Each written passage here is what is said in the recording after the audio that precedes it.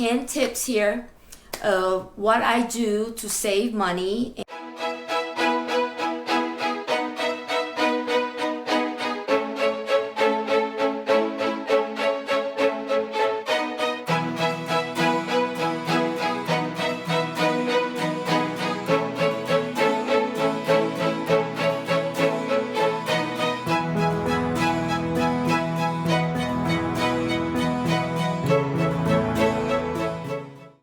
Hey, welcome back to East West Picayune. This will be my first blog for the year. So I thought, well, you know what better topic it is that we could talk about is about money. I'm pretty sure a lot of people had overspent during Christmas, probably charged so much in their credit card, and now they're trying to figure out, how am I supposed to pay for this bill, right? I figure, what the heck, let's just talk about money.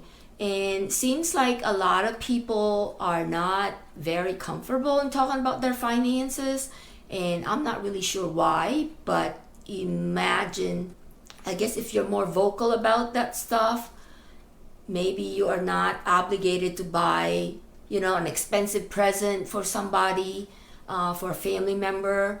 And anyway, I thought I have like 10 tips here of what I do to save money, and my goal is really to save enough money to retire early. I kind of started this around 15 years ago or so when I first came to America, which is about 31 years ago. I never thought about it this way. I just make my money, spend my money, and never thought about really saving a lot of this. I actually save up, 1 or 2% on my retirement account, but that was basically it. That I thought about, hey, you know what? I want to retire early, so let's get started here, So I found 10 ways that I do that help me save money towards hopefully an early retirement. So the first one is pay yourself first. Meaning, before you even use your paycheck to pay certain things or pay your bills, you pay yourself first. What I usually do is put a certain amount of your paycheck directly deposited same day into a savings account or into your emergency fund account or into your investment account. Let's say, you make $1,000 every 2 weeks. So I set aside $100 of that check into a savings account. So all I have is $900 to spend. Or I set aside $200 of that check towards my Roth IRA. Things like that. What I have left is what I can spend, basically. So I think that will be a good starting point for everybody. So if you're not saving any money off your paycheck, you go paycheck to paycheck, maybe you need to reevaluate your lifestyle.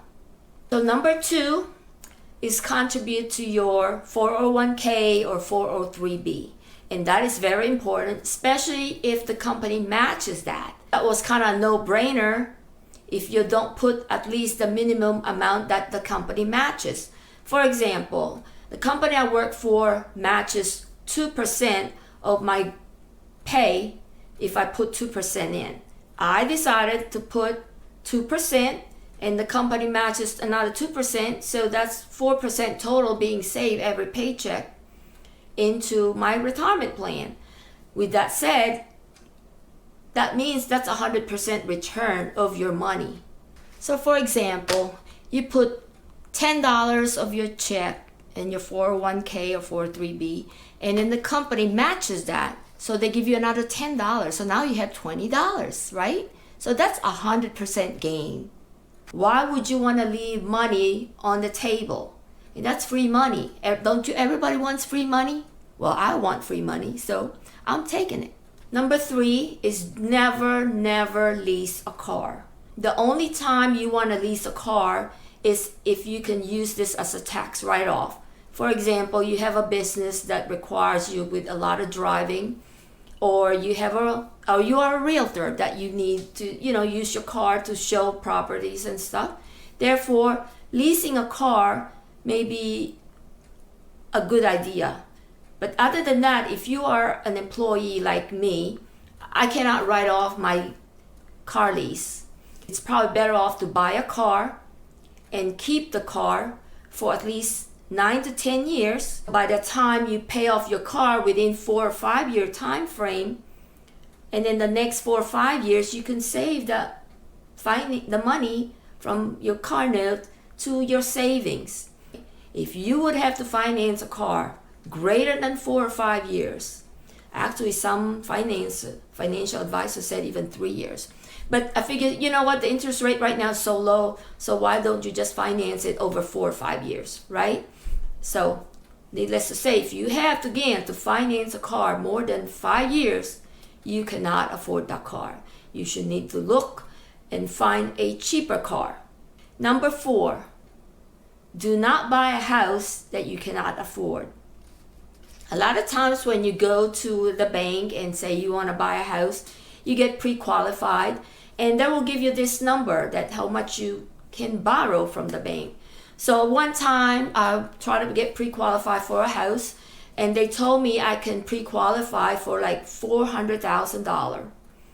And I'm thinking to myself, $400,000. So I calculate at rate right now of 3.75, that if you have good credit. For a $400 house, your note will be around $1,500 plus your escrow, which means your flood insurance, homeowner insurance, and also your taxes. All in all, you may put another $600 or more towards your mortgage every month. So $2,100 a month for mortgage. I would suggest to buy less of a house, less of the amount the bank is willing to lend you. You can also pay less in taxes, less in homeowner's policy, and flood insurance. It's a win-win, right? Besides, you don't want to be house poor either. Number 5 is avoid credit card debt. I'm not going to say that I don't use credit card. I do use credit card to my advantage. I basically charge everything to my credit card, like grocery, gas. If anytime I go shopping, of course within my budget, what happened is I pay that off at the end of the month. I don't let it accumulate and then just pay the minimum at the end of the month. Because if you do pay the minimum, you're going to have a finance fee, which is about 20 to 30% a year. That's a lot of money. And besides, your minimum would probably be only $2 every time you pay. So $2 or $5. Could you imagine how long it would take you to pay $100 of credit card debt?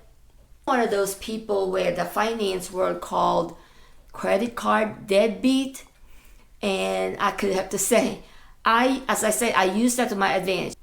I don't let the credit card charge me any finance charges or transaction fee. I let them give me money in terms of points, in terms of mileage. So I have accumulated so much points and mileage to use it to travel with. I probably used 5 round trip tickets already, free from mileage and points. Keep that in mind. 6 is avoid using ATM machines off of a convenience store. Because if you use the ATM machine off of a convenience store or off of a restaurant where there's an ATM machine standing up front, that means that is an ATM machine from an investor like you and me. If I want to invest in one of those, I'll buy a machine and then put money in it. And I charge people transaction fee to get money off of that machine. Each transaction, you pay $3 or $5 to use the machine, plus another $5 probably from your bank. Your bank's going to charge you money because they have to pay this guy, the ATM guy, a fee to use the machine. Therefore, all of those get rolled to you. If you go to an ATM machine several times in a month, calculate that. How much is that in a month? The fees. And with that said, little bit helps, and that little amount of money you use for transaction fees could be saved towards your emergency fund again or your retirement. 7 is cut cable or cell phone bills. I don't have cable. I only have the internet. I don't watch a lot of TV. I figure, why pay for cable? Why pay for HBO, Showtime, and sports channel, stuff like that. I actually have a antenna up in my attic, and that would give me some local channels. Actually, I'd get like about 26 to 20 to 30 local channels, or anything that broadcasts within the New Orleans area. So with that said, I stream in through Pluto TV, and that is free TV. That saved me about $100 a month on cable bills. Times 12, that's $1,200 a year.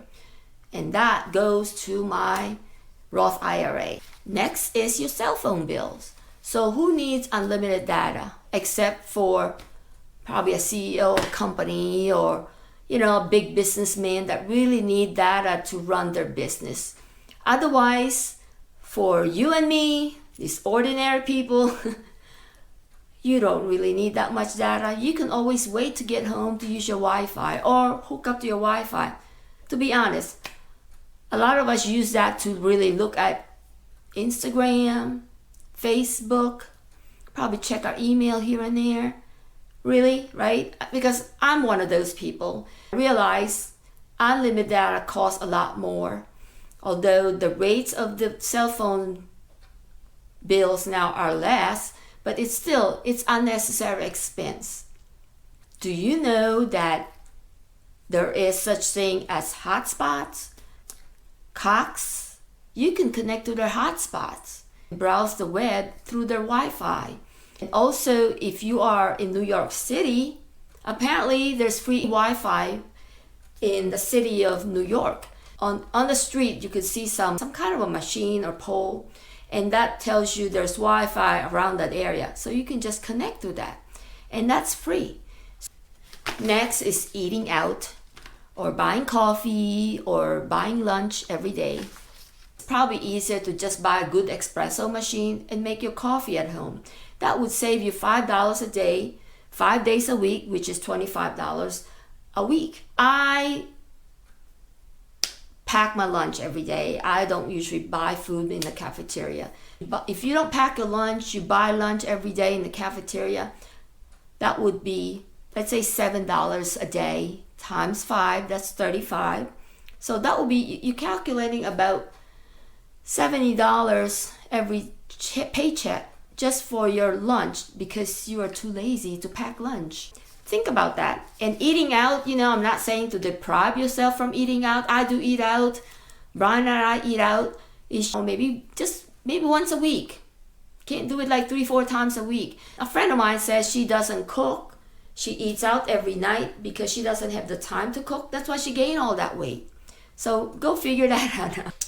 Number 9 is impulse buying. I love to go window shopping in terms of that, but I really hate buying things in a way. I don't know if that makes sense. I like to go to TJ Maxx, just walk around, and see what they have. I would end up looking at, I like this plate, and maybe I could go buy 6 of these plates, to change out my plates and stuff like that. And I realize, bring it home, I have so much plate already. Why do I need more plates? Or why do I need more vase? Things like that, or more shoes. So I decided to, actually I read that you could do the 24-hour rule. So what you basically do is leave the stuff at the store, come home, and think about it. And if you don't think about it in 24 hours, you probably don't need it. So you got to figure out what wants and need, so weigh those options. And if you really need it, then go back and buy it. If it's just a want, then maybe you can forget about it, right? And number 10, last but not least, and this is what I struggle with, is grocery shopping. I tend to buy a lot of groceries for 1 person, 2-person household. I think it's a lot of grocery to buy. I tend to just walk down the aisle and, I need some cake mix. Oh, I can buy some more coffee or whatever else, knickknacks and stuff. It just sits in my pantry. Okay, so look at this pantry. Look at my pantry. Isn't that terrible? It's just so much stuff, and probably in a month or two, I'll be purging this pantry and throw away some of that stuff that's expired. With that said, I tend to now eat before I go to grocery, write down the list that I need to buy, and go from there and try to stick on the list. And I know here and there sometimes I will just can't help myself and buy a couple more new other things. But if I could just work on that, that would save me a lot in grocery bills. And I think I have a lot of Rouse's bill and Walmart bill in a month. That's just kind of ridiculous in a way. And my freezer, oh my God, my freezer is ridiculous. I have 2 turkeys. Why do I have 2 turkeys? And it's after Thanksgiving. Oh my God, really? Anyway, so that's my 10 tips of what I use or what I do to save for retirement, for emergency fund savings, and how to get out of debt overall. So if you like this blog, this channel, please give me a thumbs up. Hit the notification button up there or there so you can get notified of any future videos that I have published. And also, please comment down below what type of videos, what type of content do you want me to produce. I'm leaning towards New Orleans and financial stuff. A lot of my friends says do finances because they said I'm very good with finances. So maybe that would be a good idea. So now here we go, friends. I have it, my first financial video. Hopefully y'all enjoy this blog and comment down below, and I'll see you on the next one.